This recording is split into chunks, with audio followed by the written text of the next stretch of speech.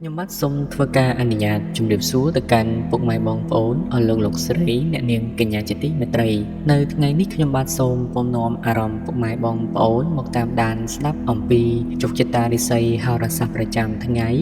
ដែលខ្ញុំបាទតែងតែធ្វើការដកស្រង់និងអានជូនទៅតាមក្បួនចិនសែដ៏ល្បីឈ្មោះដោយលោកគ្រូលងដៃលីនដូច្នេះសូមពុកម៉ែបងប្អូនខមមិនលេខសំណាងនិងសាធុចំនួន3ដងរួចធ្វើការ share ចេញភ្លាមដើម្បីឲ្យលាភសំណាងតាមជាប់ខ្លួនរហូតដូច្នេះកុំឲ្យខាត់ពេលវេលាយូរសូមតាមដានស្ដាប់ជាមួយនឹងខ្ញុំបាទដូចតទៅនៅថ្ងៃអង្គារនេះបើមើលទៅតាមទិសបេះដូងរូបក្នុងការធ្វើដំណើរឬក៏ការប្រកបមុខរបររកស៊ីផ្សេងអស់លោកអ្នកត្រូវប្រកាន់យកទៅតាមទិសឦសាននិងមិនគួរធ្វើដំណើរទៅខាងទិសនិរតីនោះទេព្រោះគឺជាទិសបេះដូងស្លាប់ធ្វើអ្វីមិនគួរប្រសើរឡើយចំពោះថ្ងៃដែលអង្គុយឲ្យមានសិរីសួស្តីជ័យមង្គលក្នុងការរៀបមង្គលការឬសែនព្រេនផ្សេងនិងបើចង់ជោគជ័យក្នុងការលេងល្បែងអ្វីមួយនោះឲ្យអង្គុយនៅខាងទិសបូព៌ាបែរមុខទៅរកទិសនិរតីទំនាយទីថាបើអង្គុយតាមនេះពិតមែនពិតជាមានជោគជ័យគ្រប់កលៈទេសៈចំពោះការមើលតាមក្បួនតក្របាតយាមក្រឡាក្នុងការចេញដំណើរពីផ្ទះប្រកបទៅដោយជោគជ័យនិងសិរីសួស្តីមួយថ្ងៃ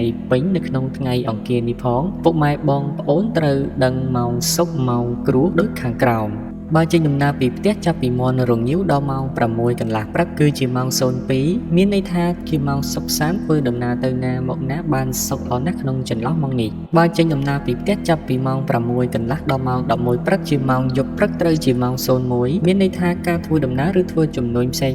មិនល្អទេគឺជាគ្រោកកាចនៅក្នុងចន្លោះម៉ោងនេះជាពិសេសមិនគួរធ្វើដំណើរឆ្ងាយឡើយហើយបើធ្វើដំណើរគួរប្រយ័ត្នចរាចរណ៍ខ្ពស់បំផុតបើចេញដំណើរពីផ្ទះចាប់ពីម៉ោង11ព្រឹកដល់ម៉ោង2រសៀលគឺជាម៉ោង04មានន័យថាក្នុងចន្លោះម៉ោងនេះគឺល្អណាស់ធ្វើអ្វីនឹងទទួលបានជោគជ័យគ្មានគ្រោះកាចអ្វីអាចចូលបានឡើយគឺមានតែជួបនៅរៀបបរិបូរណ៍បើចេញដំណើរពីផ្ទះចាប់ពីម៉ោង2រសៀលដល់ម៉ោង5ល្ងាចគឺជាម៉ោងតក្របាតមានន័យថាការធ្វើចំនួនឬរកស៊ីផ្សេងមិនគួរចេញនៅម៉ោងនេះឡើយអាចនឹងត្រូវបាត់បង់ទ្រព្យសម្បត្តិឬក៏មិនត្រូវបោះទុនរកស៊ីឡើយបើចេញនៅចន្លោះម៉ោងនេះបើចេញដំណើរពីផ្ទះចាប់ពីម៉ោង5ល្ងាចដល់ម៉ោងចូលគេងវិញនៅចន្លោះម៉ោងនេះគឺទទេគ្មានអ្វីសោះមានន័យថាមិនទទួលបានលាភអ្វីហើយក៏មិនជួបគ្រោះថ្នាក់អ្វីដែរបាននៅថ្ងៃអង្គារនេះសូមបួងសួងឲ្យคล้ายជាថ្ងៃលៀងគ្រោះចង្រៃសត្រូវប្រែคล้ายជាមិត្តនិងប្រែជាថ្ងៃមានលាភដ៏ខ្ពង់ខ្ពស់សម្រាប់ឆ្នាំទាំង12បាទជាបន្តពុកម៉ែបងប្អូនសូមតាមដានស្ដាប់រាសីឆ្នាំទាំង12ជាមួយនឹងខ្ញុំបាទដូច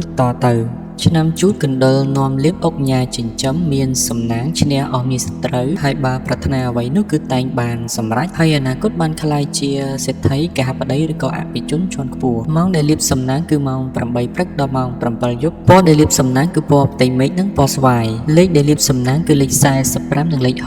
66សូមខមមិនលេខ678យកលៀបសម្បត្តិអុកញ៉ាលុយវ៉ាលៀននិងប្រទានសម្បត្តិមហាសេដ្ឋីមានលៀបមានជ័យមានលុយចូលហូហៀចំពោះលោកអ្នកដែលកើតឆ្នាំជូតពងទេវតាប្រុសធាតុទឹករាសីថ្ងៃនេះឡើងខ្ពស់ត្រដែតក្នុងថ្ងៃនេះឃើញថាដំណើរជីវិតដួងរាសីរបស់លោកអ្នកនៅតែល្អប្រសើរដដែលទេម្ល៉េះហើយនៅក្នុងថ្ងៃនេះបើចង់ទំនាក់ទំនងដល់មនុស្សចាស់ឬក៏ទំនាក់ទំនងជាមួយនឹងអ្នកដទៃពិគ្រោះគ្នារឿងអ្វីមួយក៏តែងផ្ដល់ផលល្អដូចគ្នាបើជាអ្នកប្រកបមុខរបររកស៊ីជួញដូរវិញមានការទិញចូលនិងលក់ចេញគ្រាន់រស់រវើកគូសមហើយបើចង់ជួញឆ្ងាយទៀតសោតក៏តែងហុចផលជានិច្ចចំពោះសេចក្តីស្នេហាប្រុសស្រីមានការរស់នៅជាមួយគ្នាបានសេចក្តីសុខសាន្តណាស់ឆ្នាំឆ្លូវគោនាំលៀបនាំជ័យនាំសុភមង្គលប្រាថ្នាអ្វីគឺតែងបានសម្រេចហើយអនាគតក្លាយជាអ្នកមានទ្រព្យស្តុកស្ដម្ភម៉ោងដែលលៀបសំណាងគឺម៉ោង5ព្រឹកដល់ម៉ោង6ល្ងាចពណ៌ដែលលៀបសំណាងគឺពណ៌សនិងផ្កាឈូកលេខដែលលៀបសំណាងគឺលេខ21និងលេខ82សូមខមមិនលេខ168យកលៀបសម្បត្តិអភិជននៅក្នុងថ្ងៃនេះនឹងប្រទានសម្បត្តិមហាសេដ្ឋីមានលៀបមានជ័យមានលុយចូលហូហៀចំពោះឲ្យលោកអ្នកដែលកើតឆ្នាំឆ្លូ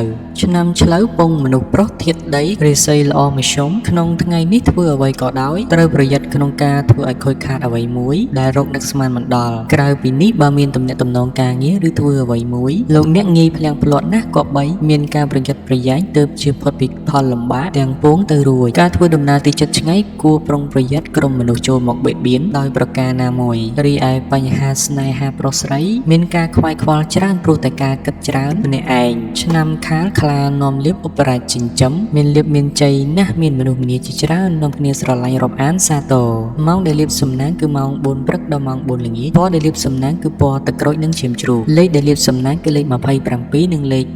49 សូមខមមិនលេខ 168 យកលាបសម្បត្តិអភិជននៅក្នុងថ្ងៃនេះនឹងប្រទានសម្បត្តិមហាសេដ្ឋីមានលាភមានជ័យមានលុយចូលហូរហៀចំពោះលោកអ្នកដែលកើតឆ្នាំខាលពងយៈស្រីធាតុឈើរាសីថ្ងៃនេះល្អជាមធ្យមក្នុងថ្ងៃនេះដំណើរជីវិតរបស់លោកអ្នកគ្មានក្រុមមនុស្សតាមឈ្នានេះនឹងព្យាបាទខ្លះម្លោះហើយត្រូវរក្សាភាពស្ងប់ស្ងាត់ហើយការពារផ្នែកអាត្មាខ្លួនវិញទើបអាចជៀសផុតពីផលលំបាកទាំងពួងទៅរួចសម្រាប់អ្នកប្រកបមុខរបររកស៊ីជួញដូរវិញការជួញទីចិត្តឆ្ងាយការរកផលកម្រៃមានភាពធូរស្បើយជាងមុនដោយលោកអ្នកអាចរកប្រាក់ចំណូលគ្រាន់ចិញ្ចឹមឆ្នាំងបាយអញ្ចឹងដែរចំណែកឯបញ្ហាស្នេហាប្រុសស្រីមានភាពស្រស់ស្រាយព្រោះតែម្នាក់មានភាពយកចិត្តទុកដាក់ចំពោះគ្នាជាងមុនឆ្នាំថោះទុនសាយមាសសេដ្ឋីចិញ្ចឹមនាំលៀបនាំជ័យនាំសុភមង្គលប្រាថ្នាអ្វីគឺតែងបានសម្រេចហើយអនាគតក្លាយជាសេដ្ឋីកហបតីឬក៏អភិជនជាន់ខ្ពស់ម៉ោងដែលលៀបសំណាងគឺម៉ោង 5 ព្រឹកដល់ម៉ោង 6 ល្ងាចពណ៌ដែលលៀបសំណាងគឺពណ៌សនិងខ្មៅលេខដែលលៀបសំណាងគឺលេខ 1 និងលេខ 69 សូមខមមិនលេខ 999 យកសម្បត្តិអភិជនលុយស្ដុកស្ដំនៅក្នុងថ្ងៃនេះនឹងប្រទានសម្បត្តិមហាសេដ្ឋីមានលាភមានជ័យមានលុយចូលហូរហៀចំពោះលោកអ្នកដែលកើតឆ្នាំ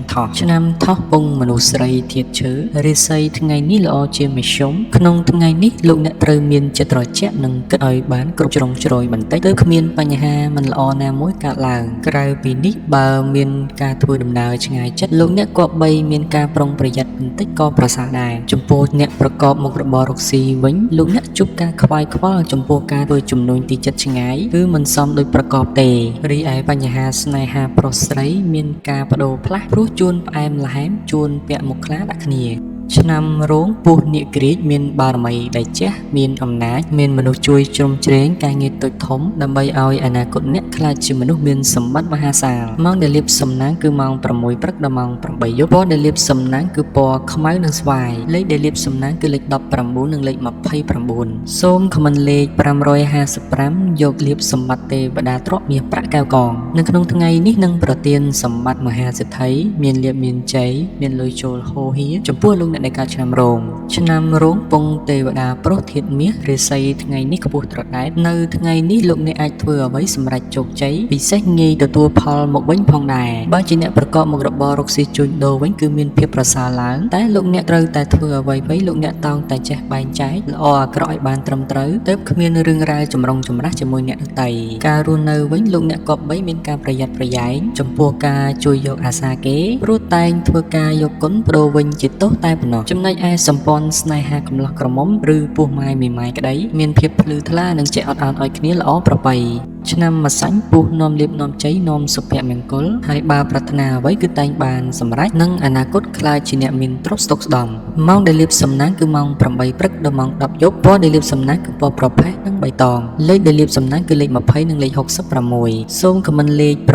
998 យកលាភសម្បត្តិអុកញ៉ានៅក្នុងថ្ងៃនេះនឹងប្រទានសម្បត្តិមហាសេដ្ឋីមានលាភមានជ័យមានលុយចូលហូរហៀចំពោះលោកអ្នកដែលកើតឆ្នាំម្សាញ់ឆ្នាំម្សាញ់ពងមនុស្សប្រុសធាតុភ្លើងរាសីថ្ងៃនេះល្អជាមធ្យមនៅក្នុងថ្ងៃនេះដំណើរជីវិតរបស់លោកអ្នកមិនមានឧបសគ្គធំដុំមកយាយទេប៉ុន្តែក្រៅពីនេះប្រសិនបើលោកអ្នកមានការប្រកបការងារអ្វីមួយមិនត្រូវមើលស្រាលក្រុមមនុស្សឡើយហើយត្រូវប្រុងប្រយ័ត្នជានិច្ចពីព្រោះថាគេចាំតែមើលចន្លោះប្រហោងរបស់លោកអ្នកទេដើម្បីវាយប្រហារប៉ុណ្ណោះចំណែកឯលោកអ្នកប្រកបរបររកស៊ីជួញដូរវិញការរកផលកម្រៃគ្រាន់កក់ក្ដៅទៅរួចរីឯសម្ព័ន្ធស្នេហាកំឡោះក្រមុំមានភាពផុយស្រួយចំនួនវិវាទណាស់គួរតែប្រយ័ត្នប្រយែងពាក្យសម្ដីបន្តិចគឺជាការល្អប្រពៃបំផុត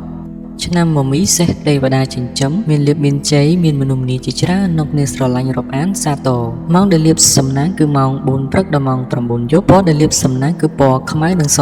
លេខដែលលាភសំណាងគឺលេខ 69 និងលេខ 99 សូមខមមិនលេខ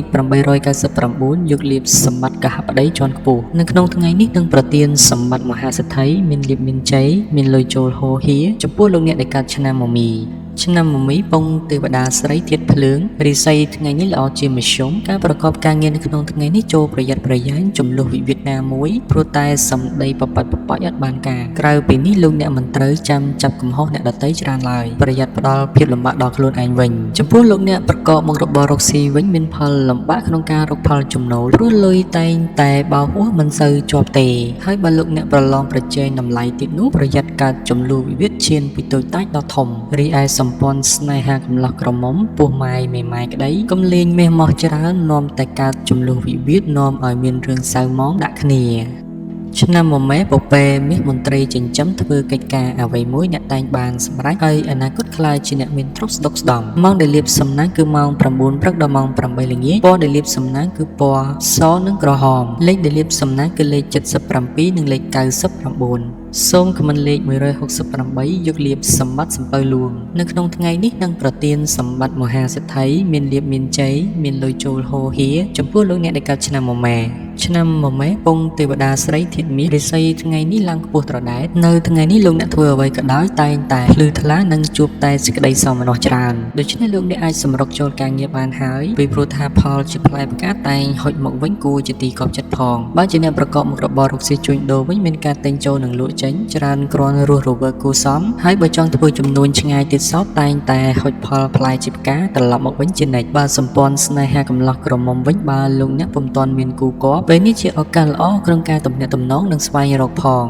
ឆ្នាំវោកស្វាមន្ត្រីចិញ្ចឹមមានប្រាជ្ញាឆ្លៀសវៃមានគំនិតភ្លឺថ្លាហើយអនាគតខ្លាយជាអ្នកមានទ្រព្យស្ដុកស្ដម្ភម៉ោងដែលលាបសំណាងគឺម៉ោង7ព្រឹកដល់ម៉ោង7ល្ងាចពណ៌ដែលលាបសំណាងគឺពណ៌ទឹកក្រូចនិងក្រហមលេខដែលលាបសំណាងគឺលេខ77និងលេខ89សូមខមមិនលេខ779យកលាបសម្បត្តិអ្នកមានជាន់ខ្ពស់នៅក្នុងថ្ងៃនេះនឹងប្រទានសម្បត្តិមហាសេដ្ឋីមានលាបមានជ័យមានលុយចូលហូរហៀចំពោះលោកអ្នកដែលកើតឆ្នាំវោកឆ្នាំវោកពងយៈប្រុសទៀតដែករិស័យថ្ងៃនេះខ្ពស់ត្រដែតនៅក្នុងថ្ងៃនេះលោកអ្នកអាចទទួលដំណឹងល្អអាចនឹងមានជោគលាភអ្វីមួយធ្វើឲ្យលោកអ្នកសប្បាយចិត្តផងសម្រាប់អ្នកប្រកបមុខរបររកស៊ីជួញដូរចិត្តឆ្ងាយតែងទទួលជោគជ័យដោយបានផលចំណេញត្រឡប់មកវិញគួរសមដែរការធ្វើដំណើរជាចិត្តឆ្ងាយមានភាពសុខដុមដូចសក់មួយដងទេរីឯសម្ព័ន្ធស្នេហាកំឡោះក្រមុំមានភាពសុខដុមផ្អែមល្ហែមល្អប្រៀបដូចនឹងទឹកនិងត្រីនារដូវវស្សាឆ្នាំរកាមនមានបារមីដែលជះមានអំណាចមានមនុស្សជួយជ្រោមជ្រែងការងារតូចធំដើម្បីឲ្យអនាគតអ្នកក្លាយជាអ្នកមានទ្រព្យសម្បត្តិមហាសាលម៉ោងដែលលាបសំណាងគឺម៉ោង5ព្រឹកដល់ម៉ោង6ល្ងាចពណ៌ដែលលាបសំណាងគឺពណ៌សនិងផ្កាឈូកលេខដែលលាបសំណាងគឺលេខ21និងលេខ82សូមខមមិនលេខ888យកលាបសម្បត្តិអភិជននៅក្នុងថ្ងៃនេះនឹងប្រទានសម្បត្តិមហាសេដ្ឋីមានលាបមានជ័យមានលុយចូលហូរហៀចំពោះលោកអ្នកដែលកើតឆ្នាំរកាឆ្នាំរកាពងយៈប្រុសធាតុដែករិស័យថ្ងៃនេះឡើងខ្ពស់រាល់ការបំពេញភារកិច្ចនៅក្នុងថ្ងៃនេះមានភាពរលូនទៅមុខដោយសក់មួយដងតែក្នុងនោះក៏ទាមទារឲ្យលោកអ្នកមានការប្រឹងប្រែងខ្លាំងបន្តិចដើម្បីសម្រេចឲ្យដល់គោលបំណងដែលអ្នកចង់បានបើលោកអ្នកជាអ្នកប្រកបមុខរបររកស៊ីជួញដូរវិញប្រាក់កម្រៃបានមកកាក់កបក្រនបើអាចឲ្យលោកអ្នកសន្សំទុកបានខ្លះទៀតផងដែររីឯបញ្ហាស្នេហាការយល់ចិត្តគ្នាគឺជាវិធីដ៏ល្អប្រសើរបំផុតឆ្នាំចសំណក់នំលៀបជួបតែរឿងល្អៗក្នុងជីវិតមានលៀបសំណាងជួបតែមនុស្សជួយជ្រោមជ្រែងសម្រេចរាល់ក្តីបំណងម៉ោងដែលលៀបសំណាងគឺម៉ោង6ព្រឹកដល់ម៉ោង6ល្ងាចពណ៌ដែលលៀបសំណាងគឺពណ៌សនិងក្រហមលេខដែលលៀបសំណាងគឺលេខ11និងលេខ61សូមខមមិនលេខ777យកលៀបសម្បត្តិអភិជនលុយស្ដុកស្ដំនៅក្នុងថ្ងៃនេះនឹងប្រទានសម្បត្តិមហាសេដ្ឋីមានលៀបមានជ័យមានលុយចូលហូរហៀចំពោះលោកអ្នកដែលកើតឆ្នាំចឆ្នាំចពងយៈស្រីធាតុដីរិស័យថ្ងៃនេះល្អជាមធ្យមនៅក្នុងថ្ងៃនេះបើលោកអ្នកចង់ធ្វើអ្វីក៏បីមានការប្រយ័ត្នប្រយែងបន្តិចព្រោះថាមានផលមិនសូវល្អតែងតែឈានចូលធ្វើឲ្យពិបាកត្រូវតែរែកពុននៅថ្ងៃក្រោយបើលោកអ្នកជាអ្នកប្រកបមុខរបររកស៊ីជួញដូរវិញមានភាពកាក់កបក្រនបើបន្តិចវិញហើយតែយ៉ាងណាលោកអ្នកកុំក៏បីសេពគប់លបែងស៊ីសងឡើយនាំតែកើតឧបទ្រពចង្រៃហើយនឹងមានរឿងដាក់ខ្លួនរីឯការធ្វើដំណើរទីជិតឆ្ងាយជួបតែសេចក្តីសុខខ្សែនខ្សានដូចសក់មួយដងរីឯសម្ព័ន្ធស្នេហាកំឡោះក្រមុំមានភាពជឿនលឿនទៅមុខនិងកំពុងបើកគេហទំព័រថ្មីសម្រាប់អ្នកហើយឆ្នាំកុលជ្រូកនាំលៀបនាំជ័យនាំសុភមង្គលប្រាថ្នាអ្វីគឺតែងបានសម្រេចនឹងអនាគតខ្លាយជាអ្នកមានទ្រព្យស្ដុកស្ដំម៉ោងដែលលៀបសំណាងគឺម៉ោង5ព្រឹកដល់ម៉ោង8យប់ពណ៌ដែលលៀបសំណាងគឺពណ៌សនិងលឿង លេខដែលលាបសំណាងគឺលេខ48និងលេខ99សូមខមមិនលេខ168យកលាបសម្បត្តិមហាសេដ្ឋីនៅក្នុងថ្ងៃនេះនឹងប្រទានសម្បត្តិមហាសេដ្ឋីមានលាភមានជ័យមានលុយចូលហូរហៀចំពោះលោកអ្នកដែលកើតឆ្នាំកុរ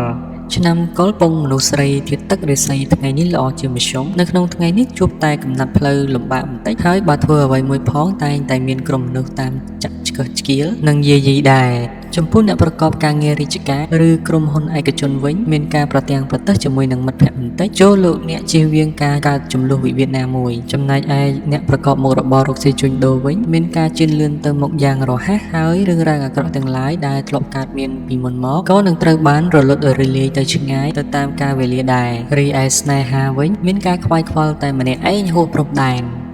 បាទពុកម៉ែបងប្អូននីតិហោរាសាស្ត្រនៅក្នុងថ្ងៃនេះដល់ទីបញ្ចប់សូមធ្វើការអធិស្ឋានរាល់កំហុសខុសឆ្គងដែលកើតមានឡើងក្នុងកំឡុងពេលនិយាយដោយអចេតនាហើយក៏សូមបួងសួងដល់គ្រប់វត្ថុស័ក្តិសិទ្ធិផងទាំងពួងនៅក្នុងโลกនេះសូមលោកអ្នកកំពុងទស្សនាហើយនឹងចុច Subscribe ជួបតែលាភសំណាងទ្រព្យធនយស័ក្តិនិងពោពេញទៅដោយសុភមង្គលជារៀងរហូតសូមធ្វើការ comment សាធុចំនួន3ដងនិងធ្វើការ share ចេញមួយដើម្បីទទួលបានលាភសំណាងទាំងអស់នេះគណៈពេលនេះដែរខ្ញុំបាទសូមអរគុណនិងសូមជម្រាបលា